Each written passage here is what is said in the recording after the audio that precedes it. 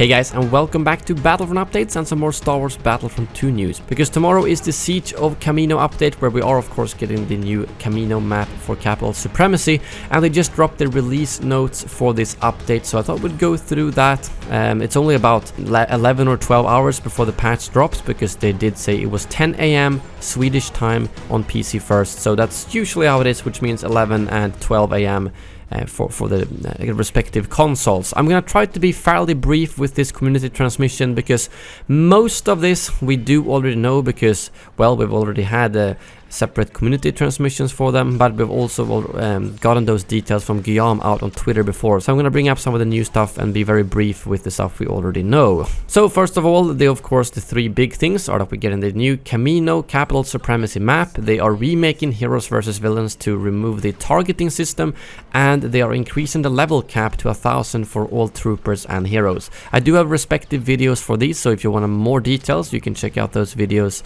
on my channel. We're also getting the VO wheel that will be available for heroes. And then a couple of hero changes and fixes here, such as some victory post changes, being able to use more voice lines for heroes at once, so they probably overlap a little bit more, and some bug where lightsaber heroes were not able to deal damage if they attacked while standing in front of thin walls, and some issues that were with both Yoda and Maul's block, where they would basically stop working if you were using the dash attacks, but now that should be fixed. And then we go over to the actual individual nerfs and buffs. Of course, Boba Fett, as we know, will now be able to dodge and recover from pushes while mid-air. So I'm curious how fast he will be able to recover. It shouldn't be too fast, because then he might be quite annoying. And increase the health from 550 to 600. And I've also replaced Boba Fett's reticle with a dot and added a yellow circle when using the ability for the hunt, which I think sounds pretty good. It makes it a little bit more clear, other than just having it down in the bottom right corner. As for Luke, we have some increased base damage from 120 to 130, and then some word changes on his star cards, and then some visual improvements for his force push and repulse animation. As for Yoda, they have increased his sprint speed to be consistent with other lightsaber heroes, as well as made his dash attack now bypass blocks again.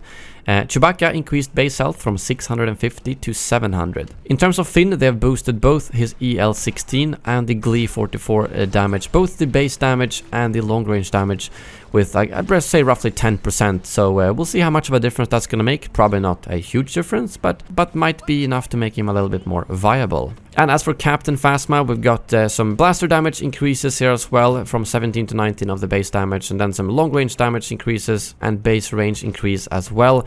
So I feel like both Phasma and Finn are getting not a significant blaster damage buff, but enough that more people might pick them, because I do think they are probably some of the least picked heroes as of right now. As for Grievous, they have tweaked values for his unrelenting advance to make it more effective, making it damage more often and increase the damage per second by 10%, and also fixed an issue where the time between the first and second damage was longer than designed, and sometimes the damage simply wouldn't register if you weren't close enough. So it seems like it's going to be a bit more reliable right now, and hopefully it should feel like you should not run into an unrelenting advance. Right now I'm not really that scared of unrelenting advance, to be completely honest. As for Vader, they have decreased his stamina regeneration delay from 3.2.25, and they've also given him a damage reduction when he force chokes, just as Oberon gets during his force push or Anakin during his heroic might. So it's down to 10% basically, so now it might not be worth shooting him if well, he's force choking someone. And they've increased his base damage from 120 to 130. As for Oberon, they've increased his restrictive mind trick from 4.5 to 5.5 seconds, and also some bug fixes to his all-out push. Count Dooku's knockback effect from his lightning star will now work on people who are in air, and some minor clipping issues fixed on his victory poses and emotes while he's using the pajamas appearance. Also some visual fixes to Rey in regards to her eye color, as well as the visual area of effect of her abilities. Also a visual fix to Darth Maul's saber throw,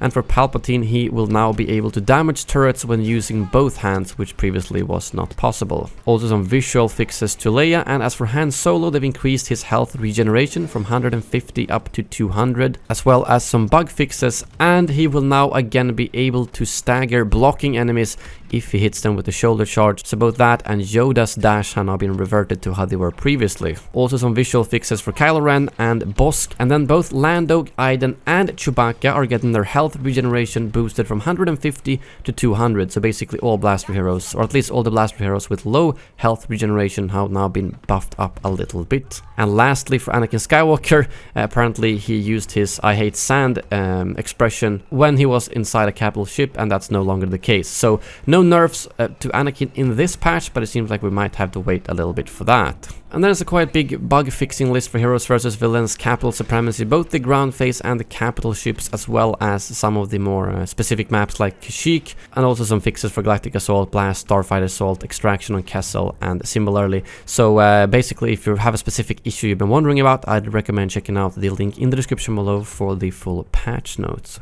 As for Arcade AI, we've actually gotten several improvements, including the fact that some of the AI will be able to use abilities. Vanguard for Assault, Sentry for Heavy, and Infiltration for Specialist.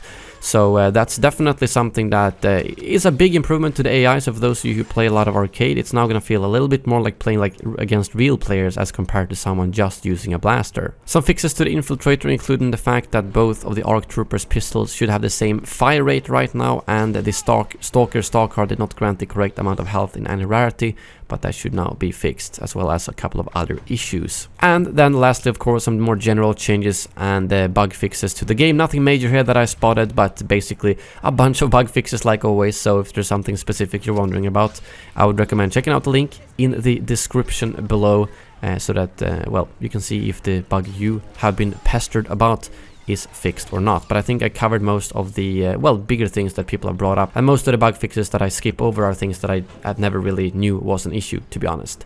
But yeah, that's really all for this video. I'm gonna head to bed right now and then get up tomorrow morning and make you guys some content, both videos and live streams. So I will see you then. Thank you very much for watching, and as always, may the Force be with you.